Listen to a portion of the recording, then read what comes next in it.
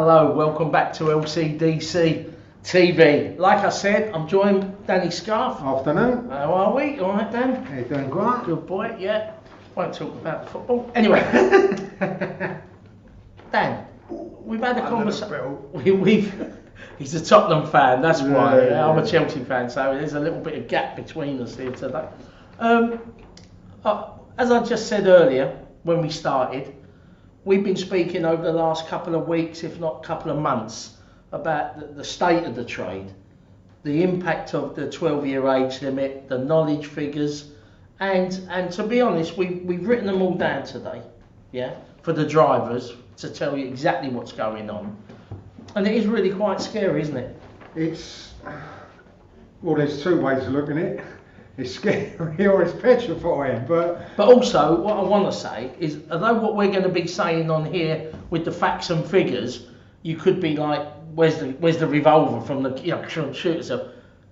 The drivers and knowledge students, they should take heart that certainly you've got to push on knowledge students, or even if you're thinking of doing the knowledge, with the loss of older drivers, there's an industry now that you can train to get into and get out in the cab and earn a living. Well, I'm sure some people will look at this as a doom and gloom broadcast. No. You know, it's far from it. If you are, we're going to discuss the knowledge numbers. We're going to discuss the overall driver numbers. What better incentive if you're struggling on the knowledge? We know how hard it is. You know, certainly, especially with coming through this pandemic. You know, drivers. You know, applicants, it's hard work, especially if they haven't had appearances. Yeah. You know, they halted the appearances, didn't they, over lockdown, etc.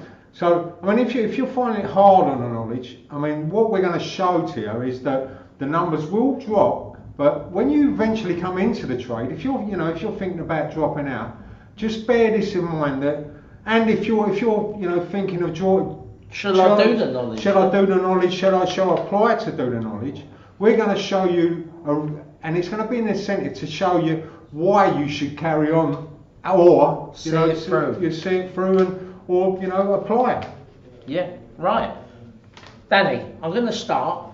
I've printed some off here, some of these figures, right? It says the numbers in the taxi trade, right? So by the first lockdown, we've got 18,892 vehicles. That's right. And the driver licences were 22,396. That's right. Yeah.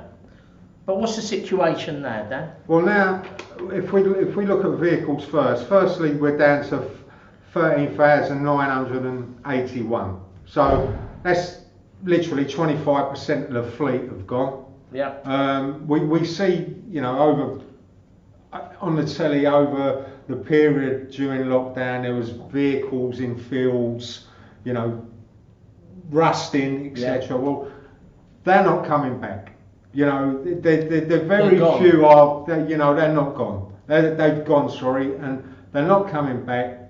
There's be a very small handful that will come back, and they would be re-licensed by now anyway. So them vehicles have gone. They're probably all in breakers yards as we speak. So we lost 25% of our vehicles. Vehicles have gone. Okay.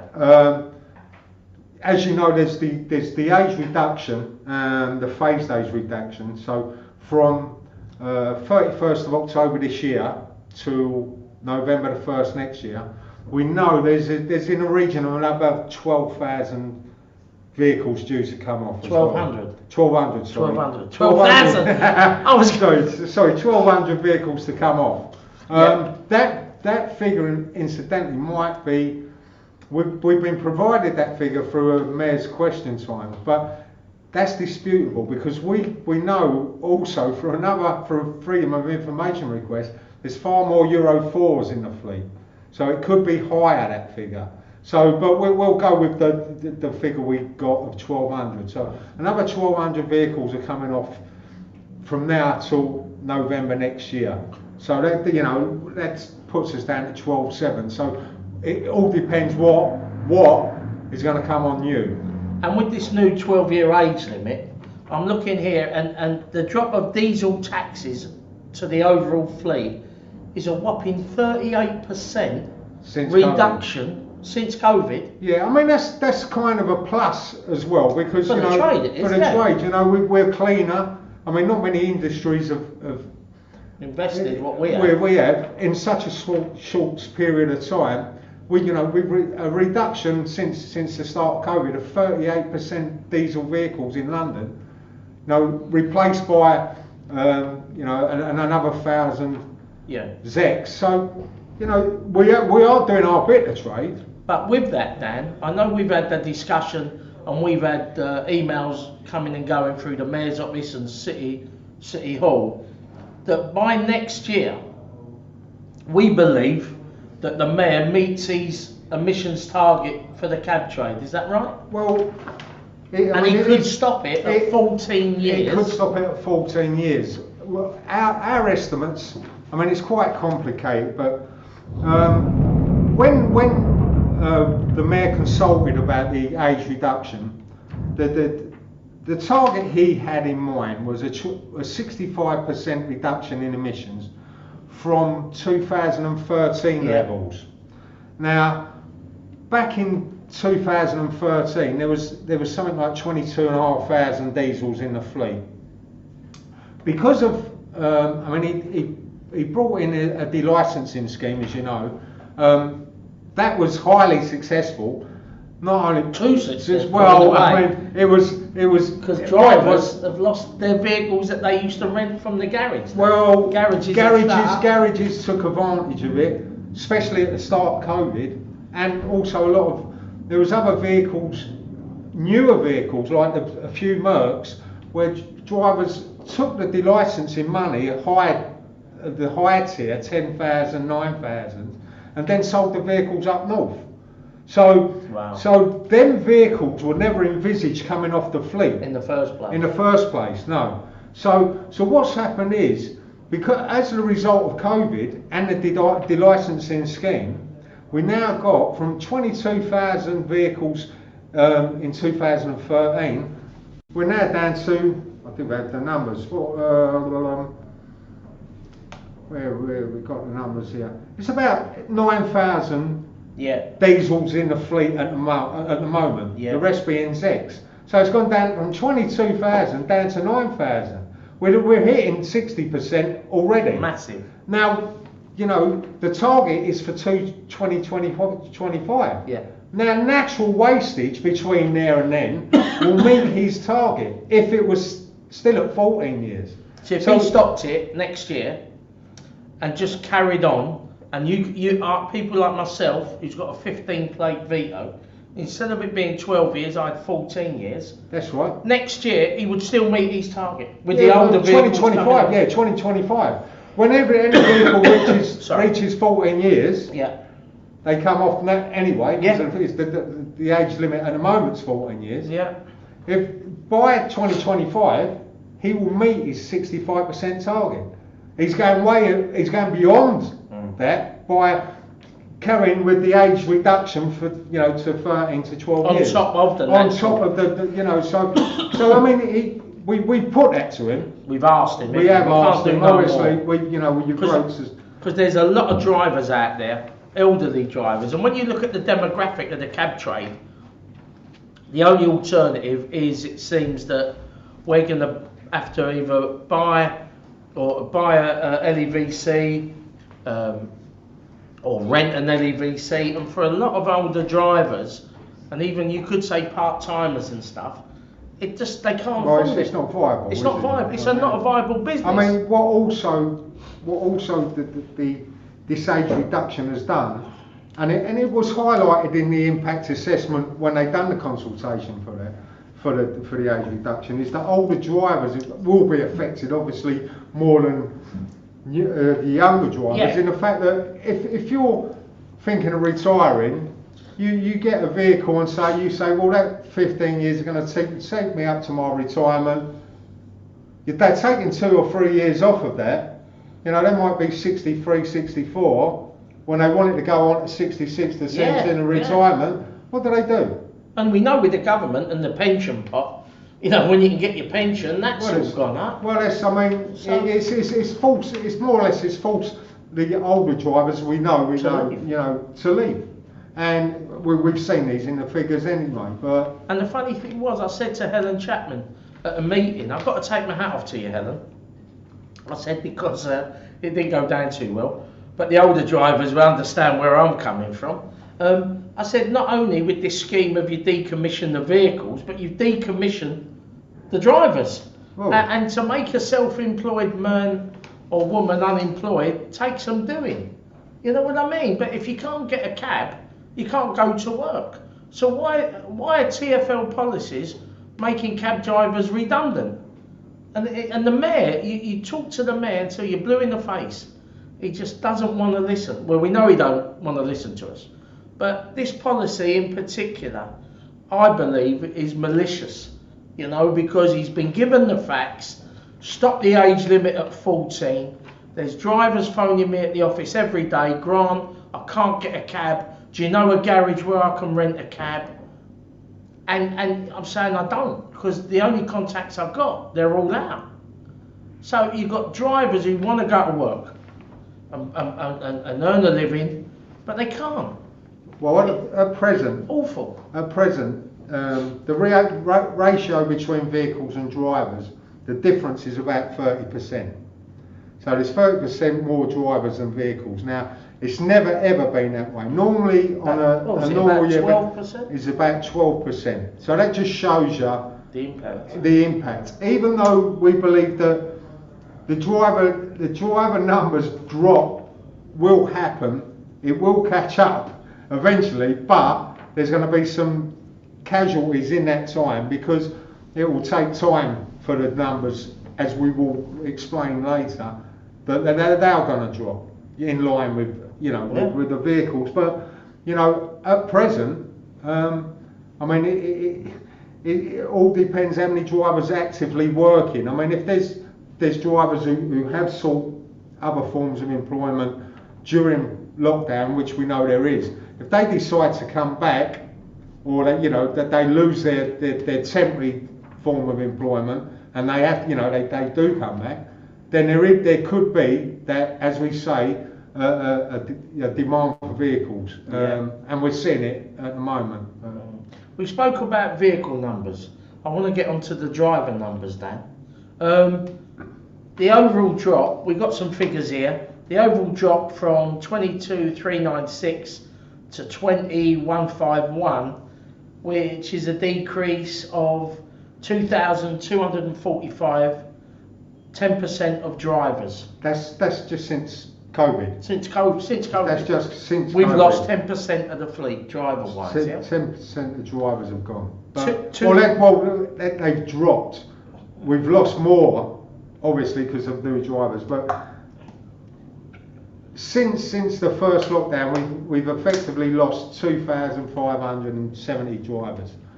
And they're not renewed their licence. Well, they've gone forever. So they've gone forever, yeah. Well, they will be either surrenders or medical issues, retirement. You know, we know that the demographics, age demographics of drivers. You know, it's quite old. Our age demographics in the city. So we always have a large proportion, you know, who leave.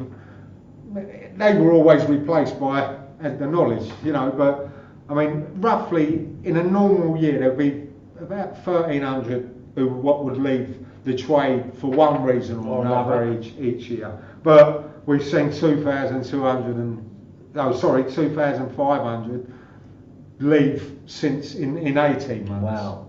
I mean, that's the drivers. I want to talk about the knowledge numbers, Dan, yeah? Because as you said, when you have a churn over of the cab trade, and we used to always, you lose some, but then you have a new influx of knowledge guys, butter boys, coming in, working part-time, 24 hours a day, 7 days a week, yeah? You always had that. But unfortunately, with the drop of knowledge students, it's not looking like that, Dan, is it? No, unfortunately. Go back sort of 10 years, there used to be something like 2,500, 2,700 applicants every year accepted onto the knowledge each year. I think last year there was about 175 but obviously, you know, with COVID, etc. But I mean, since, and we go back from start of COVID again, in the region about 330 new drivers have come through. You know, when you're losing 2,500, it's not. It's not.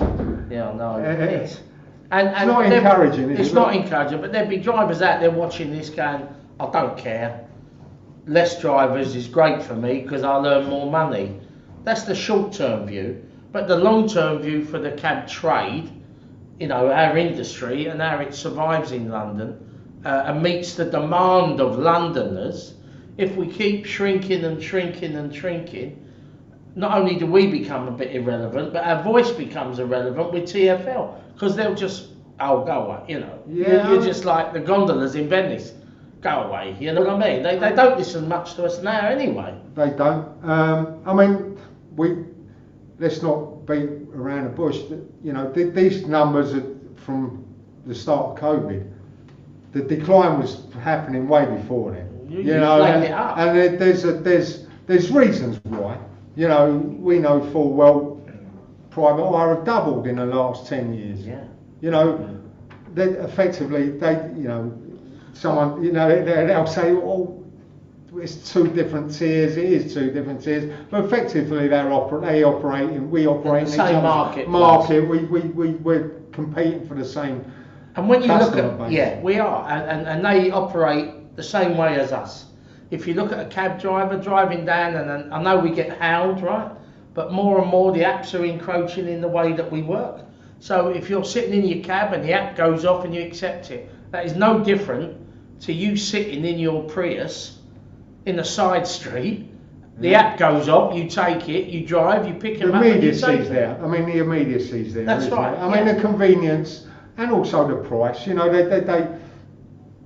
they subsidise their fares. Effectively, they put all the onus on their drivers. You know, fortunately, we've got the ET ruling, the employment ruling, maybe the VAT. That case might, you know, but prove a stumbling block for screaming, isn't they, all the way they don't like know. That. But I mean, like I say, the reason why the decline has happened steadily over the last it's the lack of regulation years, you know, by TfL. And that's what I think, Dan. When you look at the ills of the cab trade, right? The vehicles, the licences, it is all down to TfL. And really, lack of any meaningful regulation within the private hire industry. If the private hire don't like something and have a scream, especially the app from across the pond, right?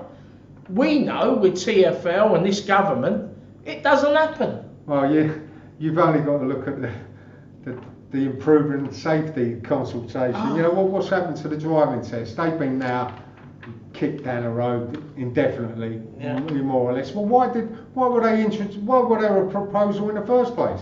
Are you telling me everything's changed? Why did they propose it? Why did the mayor want to have it included in his action plan in the first place?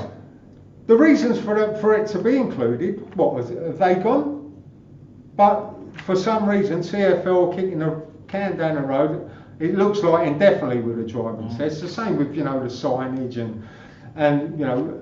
It seems that anything regulation-wise that TfL want to bring in against the private hire, there is such a massive backlash. TfL do not seem to have an appetite for taking them on. Well, you know, they're quite happy to lay down and talk to us and go, yeah, well, you know, if you've got a drive, and I know for a fact through FOI requests, the amount of private eye drivers driving in London now with an overseas licence, never took a driving test in the UK, wouldn't that might change. I mean, they have to have an EU driving licence for 3 years and a 3-year UK one. But I mean, I go back to the fact is, you know, they brought this consultation in. I mean, the consultation was back in 2018. Yeah. It finished and closed. They've constantly kicked the can down the road on this. Yeah. They've used government task and finish group. They've used government statutory standards on some elements in that, the signage and stuff like that. I mean, I'll give you an example. in the consultation, they wanted colour-coded vandals. Quite sensible. You know, at the moment they're all green. They were going to have them different colours for different years, so you couldn't transfer. You couldn't transfer it, and you knew a vehicle was out of date anyway by the colour of the licence. Also, driver IDs they were going to have in the window. All quite, you know, sort of sensible propositions.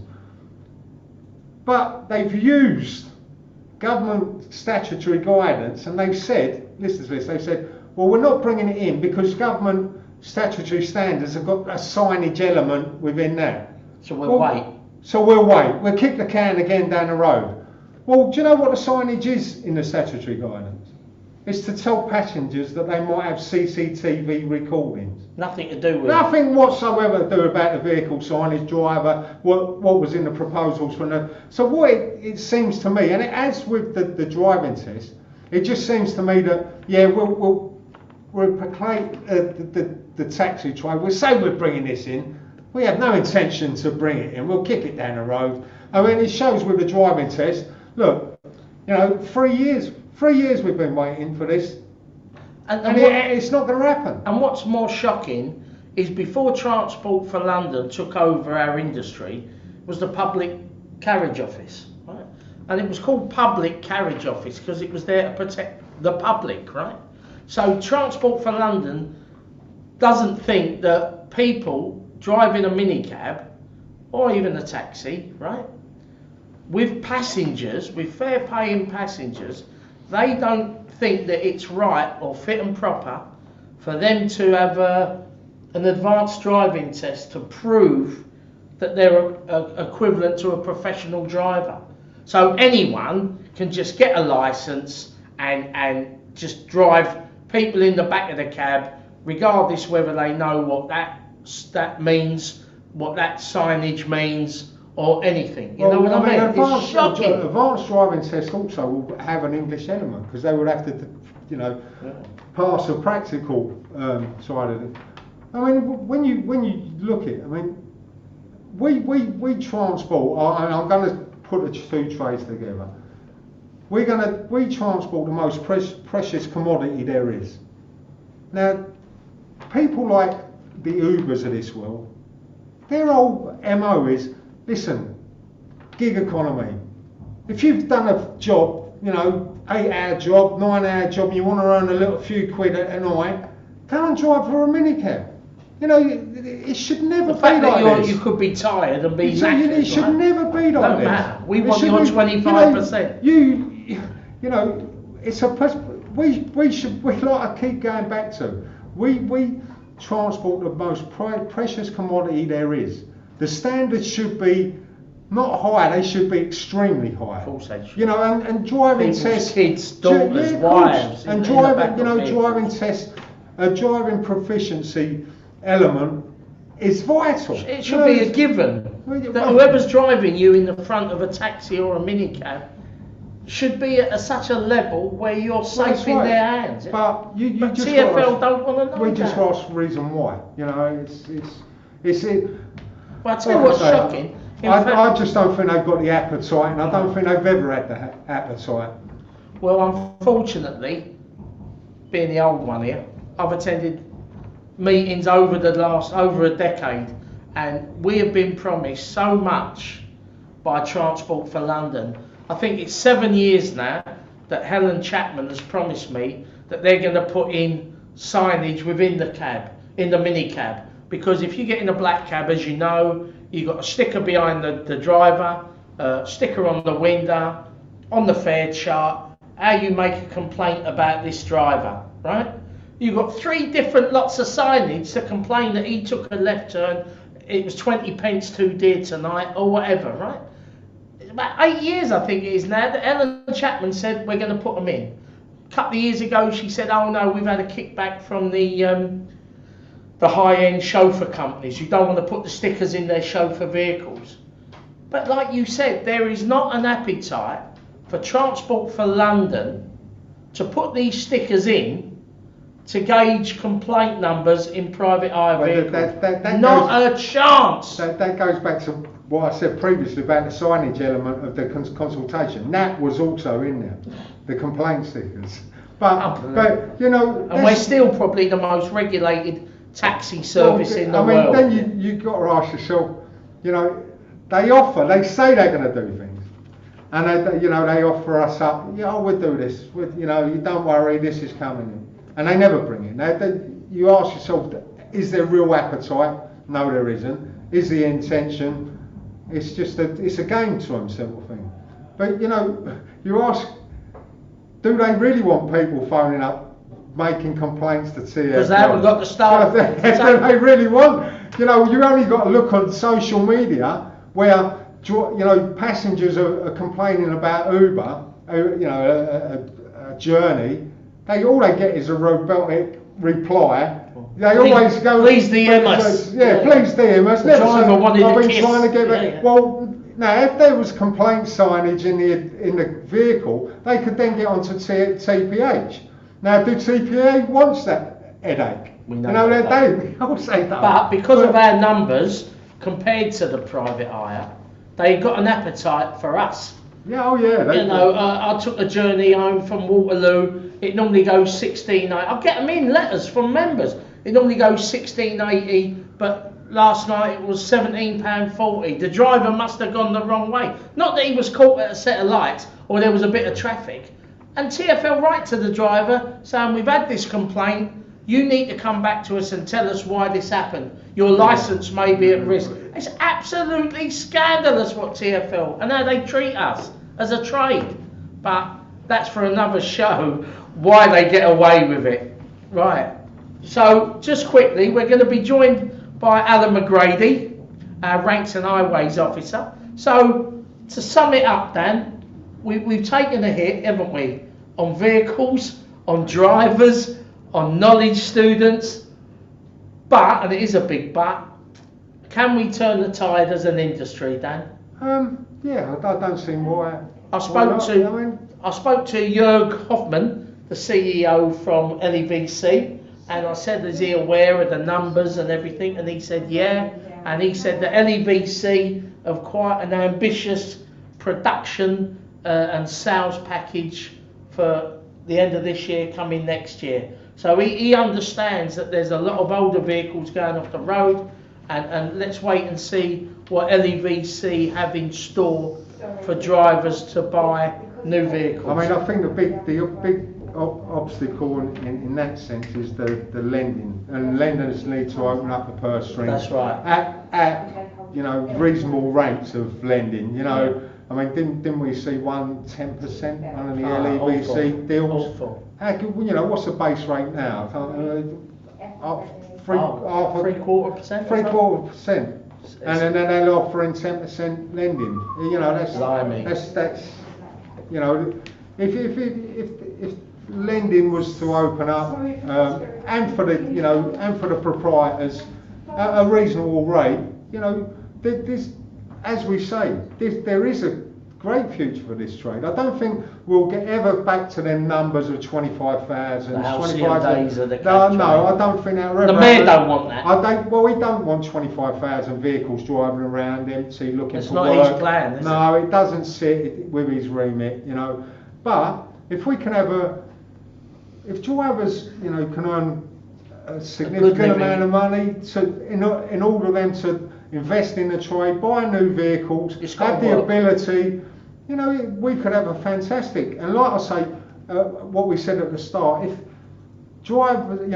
applicants of the knowledge are having a hard time now thinking it's going to be worth it. It's going to be worth it. And if you're thinking of doing the knowledge, I'd say get your bike. Tell the truth. Year ago, 2 years ago, if someone asked me, should I invest 4 years in the trade, I would have been seriously doubt in whether I'd give it the okay. Yeah. But now it's changed. It's changed, and in your opinion, it's an industry. In my opinion, it's worth getting into. Just for the simple fact that numbers are going to drop. and there is going to be that demand for our services. Yeah. You know, and if there's demand for our services, drivers earn money.